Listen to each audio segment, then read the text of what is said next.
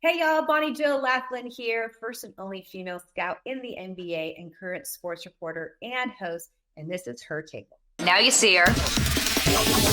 You are magnificent! Welcome to Her Table, the podcast that shines a spotlight on the badass women who are redefining the game. Join hosts Kate Foley and Megan Martinez as they unlock the secrets of success from the brightest female pioneers in the industry. Welcome back to Her Table. We are so excited to welcome Bonnie-Jill Laflin to the show today. Bonnie was one of the first and only female NBA scouts, where she held a front office executive position with the Los Angeles Lakers. She holds so many firsts. Like, which is the first, Megan? I don't know which is the first, but she was the first female to be awarded 6 championship rings in 2 professional sports, earning a Super Bowl ring during her time with the 49ers, and 5, that's right, ladies and gentlemen, 5 NBA championship rings as an executive for the Los Angeles Lakers. Beyond her accomplishments in sports, Bonnie-Jill also ventured into the world of broadcasting. She has worked as a reporter and host for various high-profile networks, including ESPN and Fox Sports. What hasn't she done?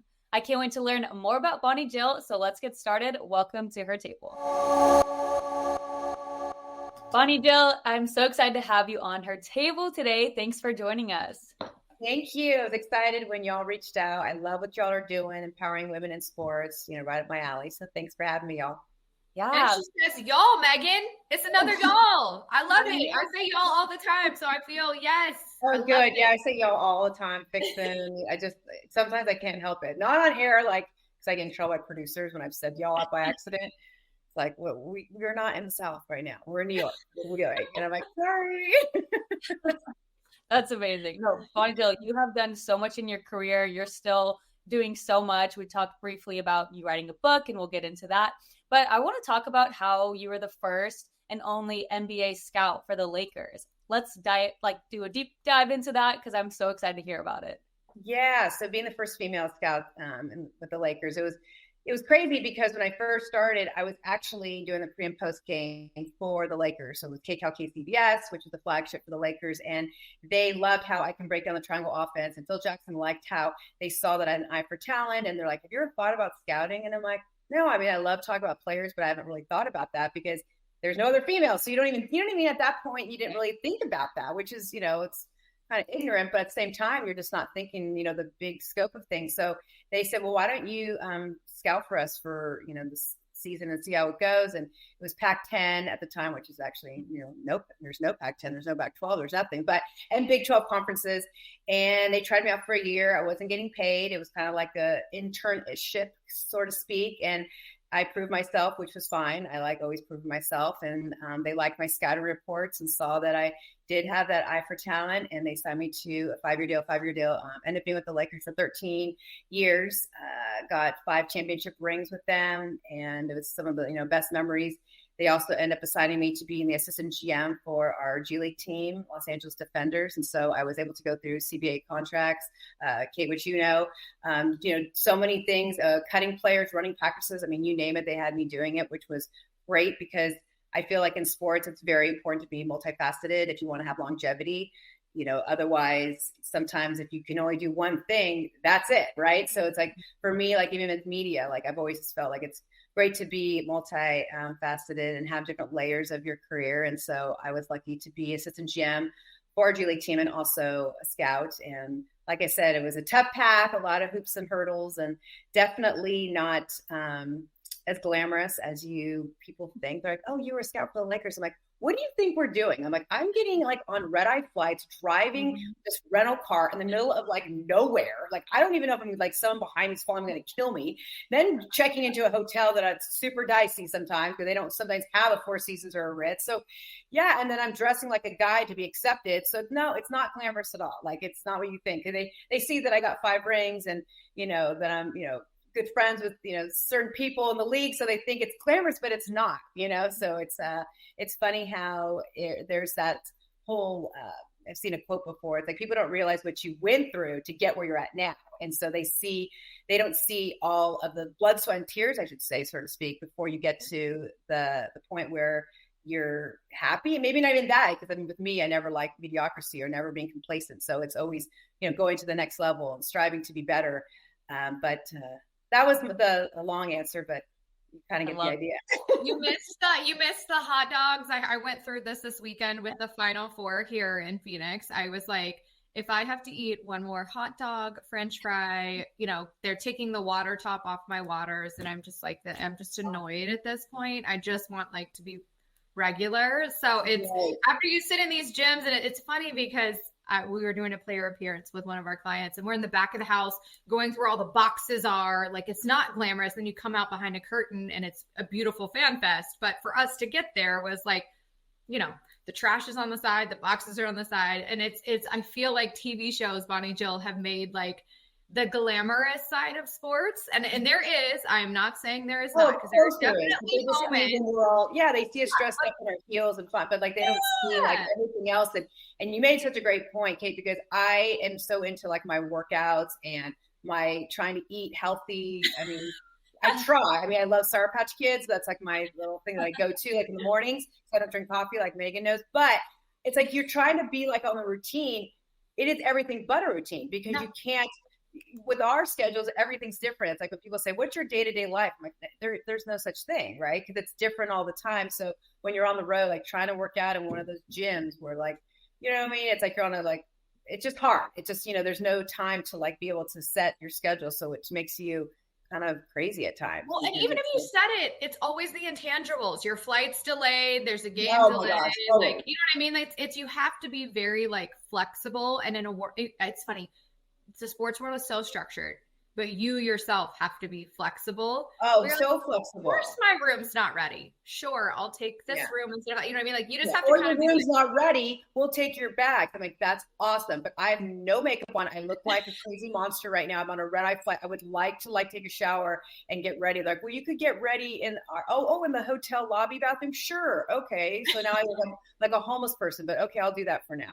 So it's like, it's like, and then you have to be all like, I don't know, on your game. And as a woman, there's always so much scrutiny, already. So it's like trying to make sure that you're just perfect, if that makes sense. Like, so it's tough. It's hard to be perfect all the time, but yet we try to achieve that. Why do you think that is? It's funny. I asked myself this question of like, why do I put this pressure on myself? I went to the gym last night in a full sweat outfit and they thought something was wrong with me because it's so not me. And they're like, are you okay? And I'm like, what? I'm just in a full black sweat outfit and tennis shoes. It's 10 o'clock at night. Like, I'm over this right now. And they're like, are you okay? I think that's the pressure of being, in the public eye, being on camera, being like, I was the little girl that my mom had me in pageants. Like I was 3 years old with like, extensions and fake eyelashes winking at like 6-year-old men, you know what I mean? So it's like, yeah, that's weird, right? Now really weird, but at the time it was normal. And so it's like doing that and then going with my horses and play softball and basketball. It's like, I was doing so many things and I felt like you wanted to perfect everything you did. And then as you grow into, especially me being in the entertainment industry as well, it's like, you got this pressure to have a certain way, to look a certain way. And it's like, you're always told you're not good enough. Whatever that may be, you're not the direction we want because you're not the race we want, or you're not the height we want, or you're not, you know what I mean? You're always trying to like figure out to be perfect. And so when you do that, you always almost kind of overcompensate. And with that, it's like, it can make you kind of mad at times and crazy because you're trying to like keep up with everything and stay relevant and do your social media and work out. And you've seen that meme of that girl like driving crazy. It's like, I'm trying to do all this and still keep my sanity. And it's tough. And then still try to like email everyone back and do it. It's like, there's only so many hours in the day.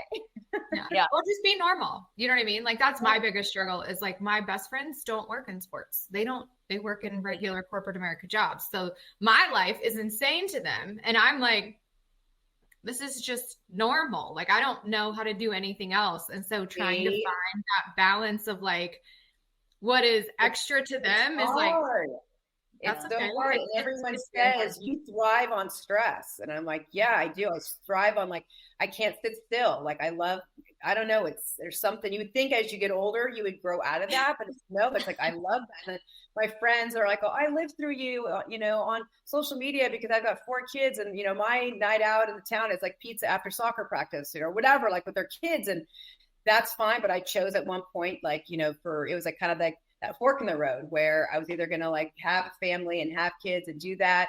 And I was like, no, I'm going to take the other route. And I've been literally married to my career. But as you get older now, I'm like, gosh, I wish I had a little more balance. Because like we were talking before we started filming, that like I've like kind of ruined a lot of relationships, or they're not fit for me because of my career. Everything goes back to like either I don't have time for them because of my career, or they don't understand my career. But it still goes back to my career. So it's like a struggle, like in trying to balance it. And, you know, at some point you're like, oh, do you want to balance it? Because it's just what you're used to doing and what we know. And you only like run on one, kind of cylinder the same over and over again. It's hard to get out of it. Yeah. How did you get into sports? I want you, because I'm looking at your bio. I mean, I don't even know where I could just like drop a pen and ask this question, because you have done so many amazing things. Mm-hmm. But how did you kind of walk us through, I'm of age, I'm going to get a job. This is kind of what led me to where I am. Because I think probably a lot of it is not by design. It's a lot like most women in sports. It's by opportunity and chance and curiosity. Right. So, I mean, if I go way back, being a daddy's girl, that was all of us know when you're with your daddy going to all the games. So going to NBA games and NFL and college and you name it. My dad's owned racehorses before I was born. So I was the little girl who was, going to pageants with my mom when I was little, but then at the end of the day, I was reading the racing form, knowing how to handicap horses and bet on horses, and asking my dad, like, when I made money, I want to like be able to bet on horses and gamble and stuff. And then my dad's like, this is not normal. Like what, How old were you? How old were you? I knew how to read a racing form probably when I was like 5 years old. She's like the bookie in the library, Megan. I can just see this now. She's like, put your money in, Yeah, and I was handicapping, so I was circling like, these horses and odds, and yeah, my dad was like, because I always saw him doing it. So I'm like, then I would go to the mutual to try to bet, and I'm like looking up, and they're like, honey, you can't bet. And I'm like, oh yeah, I can. And so I'd have to have my dad bet for me, and they're like, you're not really supposed to do that. And it was just funny, because that was just me. I just loved it. And then reading, like, I used to read, the Sports Illustrated, and asking my dad about why these guys ran the 40 and what does that mean, and just verticals and like just things that like normal kids my age would not be doing. They'd be going to games and looking to get cotton candy or buy the foam finger, or do you know what I mean? Like just totally different. I just was kind of out of the womb a different type of little girl, and so I knew that I wanted to work in sports and kind of combine both of that to figure out what I was going to do in sports. And I was a cheerleader for the Golden State Warriors in the NBA, and then went on to the San Francisco 49ers, winning a Super Bowl ring with them. I was 18, and then went on after that, after 2 year seasons with them, went to the Dallas Cowboys.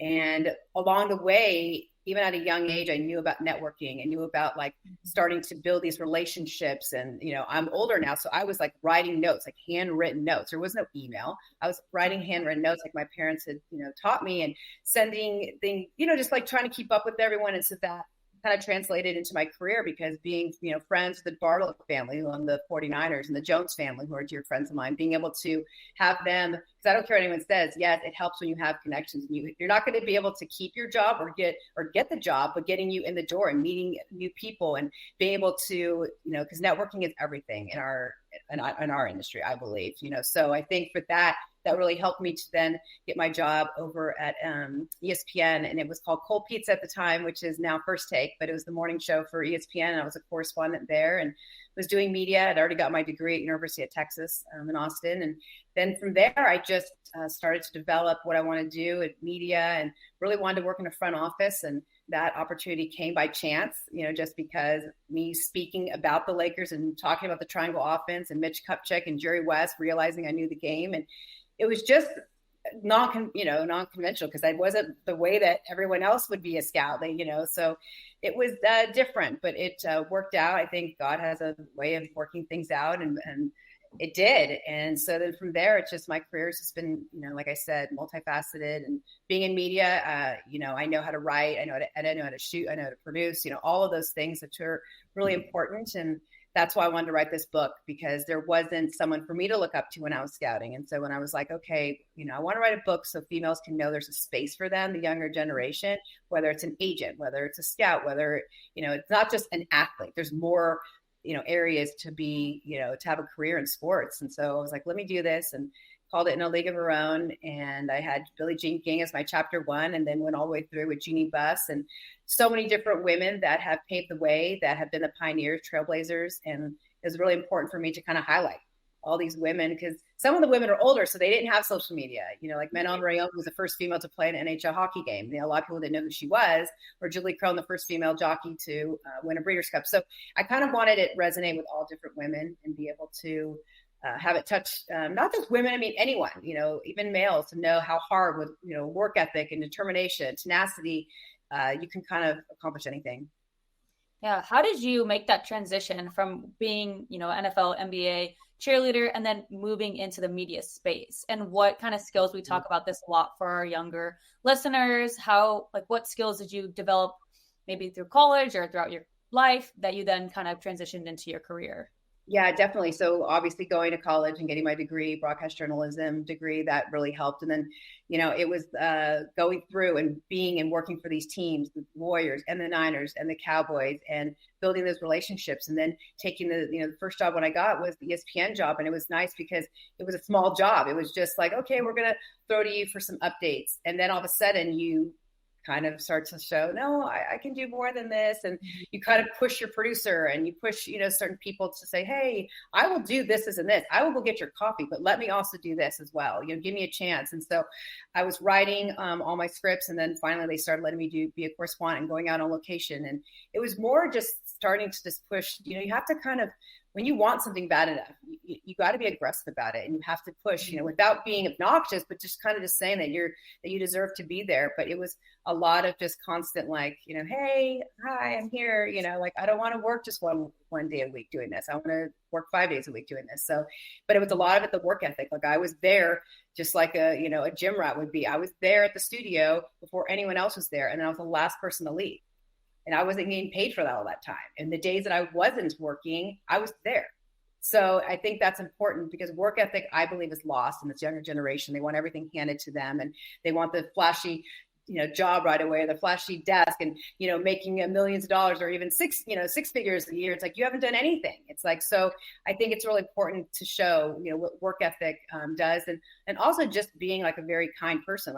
That goes a long way. My parents taught me, you treat the janitor the same way you treat the executive, the CEO, the owner of the team. And that along the way has helped me, because I've had interns who are like, no one was nice to me except you. And now that intern's the VP. And so he got rid of all the girls who were bitches and rude and everything else. And he was nice. And I didn't know, how would I know that the little intern guy's going to end up being the VP of the company? And not to say that's why you do it, but it's just, you treat people kind and compassionate and have empathy for people. And I think that really goes a long way as well. I think that's why you have to do it, though. I say that all the time, just be a good person and be kind, right? Because it's really not. Sometimes I don't get it right. Sometimes I fail, but I try really hard. But you never know the people you come across, where you're going to re-encounter them. I say this all the time, right. Especially in the NBA. It is such a small, finite world. Yeah. There's not a lot of turnover. And so if you have an opportunity to just be kind to someone, or just remind them that we were talking about this earlier, they have a job to do. You might not agree with it, you might not like it, but they have a job to do. And sometimes you do have to stand up and say, this isn't okay. But other times it's about respecting the role others have to play within the organization or within the ecosphere. And sometimes people get lost in that of that job's not as important as my job. And it's well, that's true. But if he didn't clean the locker rooms, your guys wouldn't have anywhere to go. And if he wasn't here to do it, who would be doing it? And then your guys are complaining to you, the locker room smells, or there's some kind of foot fungus going around because it's not, you know what I mean? The small things add up to the big things. Absolutely. And that's with any organization. You're right. Yeah. It's so lost because everyone's like, I'm going to be this hard-nosed person. And I think you said something earlier that really impacted me of you have to raise your hand and ask, and you have to put yourself in that position. Because I think sometimes as women, and I have done this myself in my career, I have been too afraid to be aggressive. I actually had this conversation with one of the guys who works for me is, we're trying to get guys jobs, right? Workouts. We're doing this right now. You have to call, and you have to keep calling. You have to pick the phone and keep calling and keep calling and emailing. And some people on my staff are but aren't you afraid? You've already sent them 3 emails and 3 texts. And I'm do you know they get 400 texts a day? And are you saying that because for me as a woman, I come across as aggressive, bossy, very assertive, as opposed to there's a guy doing the exact same thing that is not thinking twice about doing it. But I've been trained to think like, don't be too forward, always like know your role. And it's like, why? That's not fair. He's not having to be taught to be nicer just because I'm nice. So like, I'm just going to do my job. But you do have to like lean in and really advocate for yourself, which is why I think, especially on this show and what you've accomplished is so important, because if you're not advocating for yourself, some other young girl doesn't know that it's okay to advocate for herself. Yeah, right? absolutely. It's ask. And if you're not demonstrating that in a leadership position, no one else knows. I didn't have that. No one told me you could do this. You can be that. But now there's so much classes. You can go to conferences. You can get internships. All of that did not exist when I was getting into so many opportunities now for women. There was none. I had to create a position. You had to. And it's funny you say that, Kate, because it's good that you constantly email and call and reach out for your clients, because like me, when I was scouting, like we would get tons of emails. You get so many emails that you get flooded. So if someone's not at the top of your email sometimes and you're looking at so much, and we're looking at so much tape, you know what I mean? So it's like not constantly having to remind you, right? Especially if you don't have some big, lottery pick or someone that's a standout. It's like, hey, you need to bring that person to your attention. So I always respected agents or even players who actually come up to me and be like, hey, can you watch this? Do you know what I mean? Because it's like, I like that, because they're taking their career into their own hands and saying, hey, like, even if they have an agent, you know what I mean? So I like that, because I think you've got to create things. People are going to work hard for you. Don't get me wrong, but no one's going to work as hard as you do for yourself. Totally. How did you navigate those challenges and biases as you entered this career path? I mean, I think, look, they're getting better. We have so much work to do, but it's interesting to me to hear a first person perspective of how you really navigated and managed your own self, because I'm sure there are days you're like, can I do this? And other days you're like, I got this. How did you manage and navigate, the challenges and biases within the sports industry? I have a really good therapist. No, I do have a therapist now. At the time, I probably should have had a therapist, but I think that it was just, that you're going to go through those ups and downs. And it was kind of just starting over each day, like trying to kind of brush it off. Right. Cause I would have everything from like the Boston Globe, like writing this hit piece on me during the NBA finals, talking about my career, and me thinking that it was, they're going to write this really nice piece about me, not realizing we're in the NBA finals with the Celtics. I'm with the Lakers. I should have put two and two together. Okay. Well, we get to the feature, and it's horrible. It's blasting me. And I get on the plane, and Kobe had the newspaper, and he's like, don't look at it. And I'm like, no, I got to look at it. And so I read it, and I'm like starting to like cry, but not like, I'm trying to just like, I'm like mad. When you mad cry because you're just so pissed off that someone you trusted as a journalist would completely tear you down, especially a woman. So Kobe was like, this is good. This is, this is why you want this. You want the haters. You want the naysayers. He's like, because now you've got that fire to prove people wrong. You want that chip on your shoulder. That's how I play. And it was funny, to this day, I listened to everything that Kobe said to me, because Kobe had that way of mentality of like always kind of seem angry when he plays, and this, I don't give a F attitude. And it was so like parallel to what I was dealing with, obviously off the court, but he instilled that in me to have that really like, good. You want to see, like, I'll prove you wrong. Doubt me, and I'll prove you wrong. And so I think I still am like that today. Maybe that's why my relationships are always a mess personally, but but it is good that, that Bonnie-Jill loves a challenge. She said, say less. She said, oh, really? Okay. So note to self, anyone don't challenge her, because she is just 2 toes in and ready to go. Well, Kate Megan, it's like that whole thing, like, you're a lot. Okay, awesome. Find less. And you'll be bored. I have a jacket that says that. It says, if I'm too much, please go find less. Go find less. And that less is boring, and you'll be back. So... There's like a great saying too that I saw. It was something about like, if you don't like, oh gosh, I'm going to butcher it. I'm going to look it up later, but it's something along the lines of like, if you don't like me, then acquire some taste. And I'm like, I love that. It's along the. Ooh, that's a goodie too. That's really good. Bonnie-Jill, that's really good. I'm going to use that. Maybe. I'll find out. But we talked about, that's just a small little, blip in your career where you're having this obstacle and it's this news article. But what obstacles have you encountered, overcome in your career? I know you've done so much, and especially being a woman, and Kate and I talk about this all the time, you know, just being in a male dominated industry, kind of talk about obstacles you've had to overcome throughout your career. Constantly, like we spoke about this before we got on, started filming, that if you are an attractive female, and I'm just going to say it because I don't think enough people talk about it, that you are not going to be smart, you're not going to be knowledgeable, you're not going to be credible, you're obviously sleeping with all the players, you're obviously there because you just want to find an athlete today, you want the spotlight. There's so many things that kind of people automatically think, or, like for me, for the longest time, I was dressing in these baggy sweats with Jordans, and my hair up because I didn't want people to see that I was a female, which was Brian Shaw, who was one of our assistant coaches at the time. He says, BJ, stop. Like, why are you walking like that? And I'm like, I don't know. And I was trying to talk like a dude. Like, you should, it was a mess. Okay. But he was like, that tape. Bonnie-Jill, where is that tape? I need to find that tape. You should have seen my little swaggy walk, and everyone's like, what is wrong with this girl? Like, she's never walked like that. And I just wanted to mesh in and blend in, because anytime I go to get my credential, they'd be like, oh, are you one of the cheerleaders?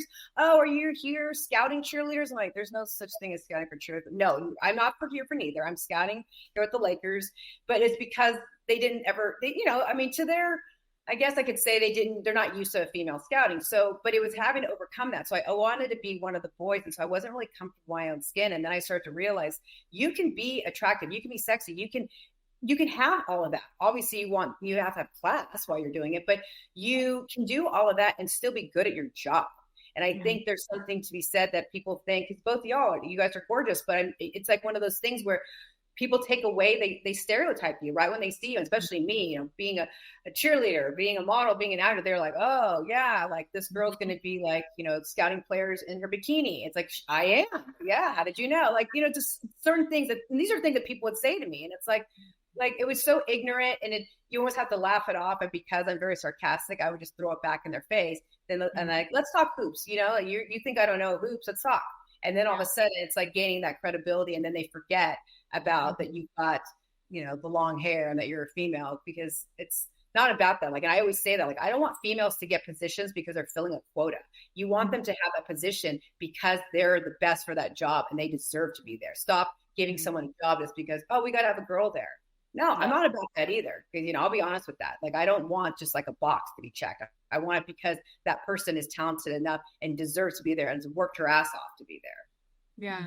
Well, it's definitely interesting, especially, as you come through sports, right? And you almost grow up in it too, right? Where you come in at a younger age and then you kind of grow and evolve, and what was acceptable to you, 10 years ago is not acceptable today. And I think, you talked about, baggy clothes. And I always say all the time, like, sometimes you're just muted. Like I look at some pictures of myself when I started in sports and it looks nothing like me now, because I felt like I couldn't authentically be me. And so it's so important for me now to not only be authentic, but consistently authentic, because sometimes it's like, oh, you're only dressing because it's this big moment. It's like, no, this is what I wear all the time. If that makes you uncomfortable, that's on you. That's a you problem, right? Yeah. It's not a me problem. But it is about being aware. And I do say, especially to young girls, they have to be aware of what is going to be used against them, or the box they're going to be put in, or the conversations that are going to be had. And I always use it just like anybody, take away their ability to tear you down. Because if you're aware of how they're going to use it against you, don't give them the opportunity. Right. And it's not so much about changing yourself. It's just understanding the dynamic, the role, the situation. It's like that read the room scenario. You know what I mean? Where it's like, read it, because you might get it wrong, you might get it right, but don't get lost in trying to be too much yourself or not yourself. Just be yourself. Because there's no one else like you. People try to be someone else, and it's like, no, they already have that person's already out there. You can be your own version. You can take from people, like we've all taken from people things that we like, and but you become your own person. But it is so important to be able to be comfortable, like in your own skin, and be able to shine and be able to be happy with that person, but not to be looked at as a stereotype. Oh, she's, I never will say, I'll talk about it. Yeah, I was a cheerleader in the NFL and the NBA. Yeah, I was a Hooters girl and was slinging wings and beer. Like, there's nothing that I will not talk about in my career because it made me who I was. That doesn't take away from the fact that I know my sports. And it's funny how sports has changed, because when I was working for Fox, they were like putting me in like a turtleneck and throw glasses on her. Oh, take the glasses off. Now she looks too sexy. Oh, she's, I'm more ethnic because my mom's Spanish. It's like, oh, we wanted to make her look more white. Or like, there's so many things that I had to deal with when I was in media. And now you look, and it's so much more diverse, and girls are super sexy when they're on air now. Right. And I'm like, that's awesome, because I was like, couldn't show like any skin. Like, I'm like, do I need to wear gloves too? Even though it's 100 degrees, let's not show any skin. Right. Like, it was just so funny how they were because you know what I mean? Like, women, it was different back then. They really wanted a certain look, and they didn't want to go outside the box because they were scared of what certain people would perceive them as. And I'm like, listen, so I said to my producer, the same guy who's reading Maxim magazine is watching sports. Okay. I'm not saying that they need to be in lingerie and bikini, but don't be afraid for a woman to wear a dress that happens to be form-fitting. Like, it's fine. And now you see it. And now I just almost kind of like laugh in a good way, because I could have never worn what these girls wear now. I mean, because it was considered too sexy. Right. Yeah. So we have evolved there. Yeah. Yeah. No, I see it all the time too. Yeah. Like, even like I watch Fox. I mean, I used to work there for a bit, but watching Fox and seeing the woman, I love it, and I champion it. When I see like Joy Taylor on the screen, I'm like, yes, exactly. I love Joy. She's a good friend of mine. I love that she can wear it and she can post anything. Like, you know what I mean? Like, before, like social media was just like getting started when I was like in the middle of my Lakers. And it was like very much so like, be careful what you post and be careful of this and this and this. And it's like, we're encouraging you. We want you to post, but we were like, we don't even know what this is, but you just, talk about your life and everyone knows. And, and you're trying to figure it out. And then sometimes it would get people in trouble, right? Because you didn't know what you're supposed to say or not say. And now it's great. Girls who are working in sports, they can do whatever. They can post whatever. They can be in any outfit. And it's all fine, which is totally different from when I was. We loved having Bonnie-Jill on the show. We're actually going to break the episode into 2 parts, so make sure you guys are on the lookout to see part 2 of Bonnie-Jill's episode on Her Table.